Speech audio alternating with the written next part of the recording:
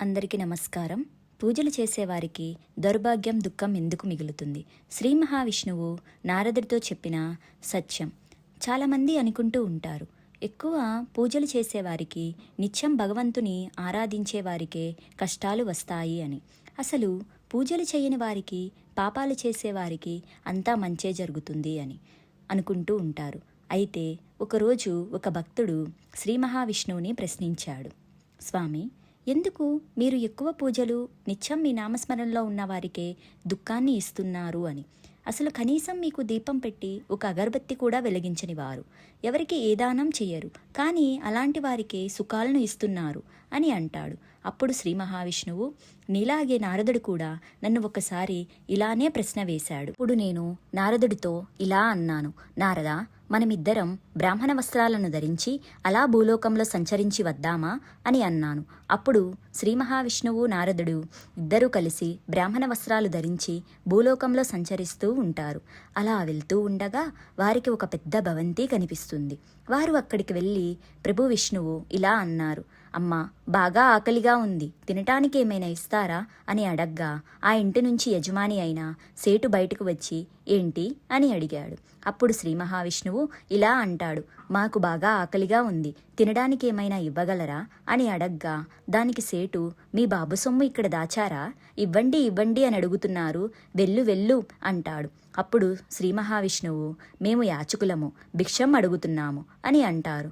అప్పుడు ఆ యజమాని వెళ్ళు వెళ్ళు వెళ్ళండి అని బయటకు తోసేస్తాడు. అప్పుడు నారదుడు శ్రీ మహావిష్ణువు చేతులను పట్టుకొని బయటకు తీసుకువచ్చి, సేటు అంత అవమానం చేశాడు కదా స్వామి, అతన్ని మీరు ఏమీ అనలేదు ఏమిటి? మీరు అతన్ని శపించండి స్వామి అని కోరాడు. అప్పుడు శ్రీ మహావిష్ణువు తన 2 చేతులను పైకి ఎత్తి, మీకు 4 వైపుల నుంచి ధనం రావాలి, నీ వ్యాపారం ఇంకా ఇంకా వృద్ధి చెందాలి, మీ ఇంట్లో సంపద పెరగాలి అని వరాన్ని ఇచ్చారు. అప్పుడు నారద మహర్షి శ్రీ మహావిష్ణువు చేతులను పట్టుకొని ఇలా అన్నారు, మిమ్మల్ని తిట్టి వెళ్ళిపోమన్నారు, అన్ని మాటలు అని అంతగా అవమానించి పంపితే మీరేమో లక్ష్మీ వృద్ధి చెందాలి అని అంటారేంటి స్వామి అనగా దానికి స్వామి, పదా నారదా వెళ్దాం అంటాడు. అలా వారు ముందుకు వెళుతూ ఉండగా ఒక పూరి గుడిసె కనిపించింది. అక్కడ ఒక ముసలావిడ కూర్చొని ఉంది. అక్కడికి వెళ్ళి మాతా భిక్షం అని అడుగుతారు.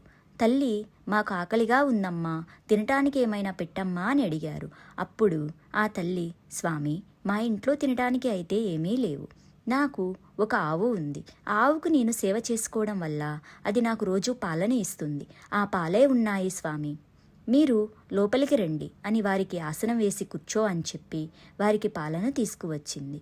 అప్పుడు నారదులు వారు, స్వామి, ఎంత మంచి తల్లి, మనల్ని ఆసనం వేసి కూర్చోపెట్టి తనకున్న దానిలో మన ఆకలి తీర్చాలనుకొని పాలించింది.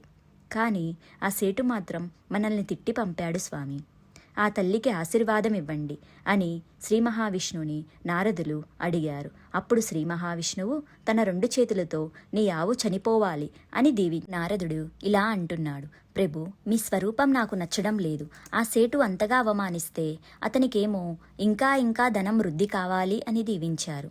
ఆ తల్లి దగ్గర ఉన్న ఒక్క ఆవు పాలను మీకిచ్చి ఆకలి తీర్చితే ఆవు చనిపోవాలి అని దీవిస్తారా అని అంటాడు. దానికి స్వామి ఇలా అంటారు, నారదా, నువ్వు నా లీలలను అర్థం చేసుకోలేవు అని అంటారు.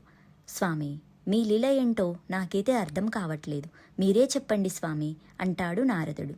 దానికి స్వామి, ఆ ముసలావిడ రోజు నా నామస్మరణే చేస్తుంది, నిత్యం నన్ను తలుస్తూనే ఉంటుంది, తన ఇంట్లో ఉన్న ఆవు మీద ఆమె చాలా ప్రేమ పెంచుకుంది, మనసు దాని మీదే ఉంది, ఆవిడ సేవ చేసుకుంటుంది, చనిపోయే సమయంలో బాధపడుతుంది, నేను చనిపోయాక నా ఆవు ఏమైపోతుందో అని ఆవు గురించే ఆలోచిస్తూనే ఆవిడ చనిపోతే ఆవిడ భగవంతుని వద్దకు రాలేదు, విష్ణు వద్దకు ఆమె చేరుకోలేదు, అందుకే నేను ఆవిడ చనిపోవకముందే ఆవు చనిపోవాలి అని చెప్పాను అని అన్నారు శ్రీ మహావిష్ణువు.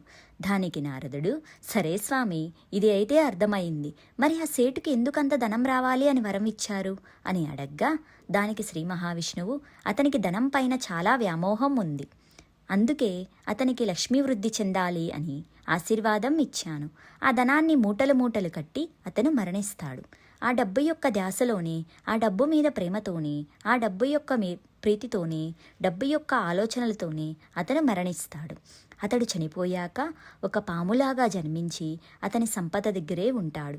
అతడు ఎప్పటికీ భగవంతుని సుఖలోకాలు అతనికి ప్రాప్తించవు అని చెప్పారు శ్రీ మహావిష్ణువు. అందుకే ఏమి ఎవరికి ఎప్పుడు ఎలా ఇవ్వాలో తెలుసు. మనం ఇప్పుడు ఉన్న జీవితాన్ని గురించి ఆలోచిస్తాము, కానీ మన భవిష్యత్తు అనేది భగవంతునికే తెలుసు. అది భగవంతుని నిర్ణయం. కాబట్టి ఎన్ని కష్టాలు వచ్చినా భగవంతుని నిందించకుండా, భగవంతుని విడవకుండా సదా దైవ నామస్మరణతో మంచి పనులు చేస్తూ ముందుకు సాగండి. ఎప్పటికీ మీ వెంట దైవం ఉంటాడు.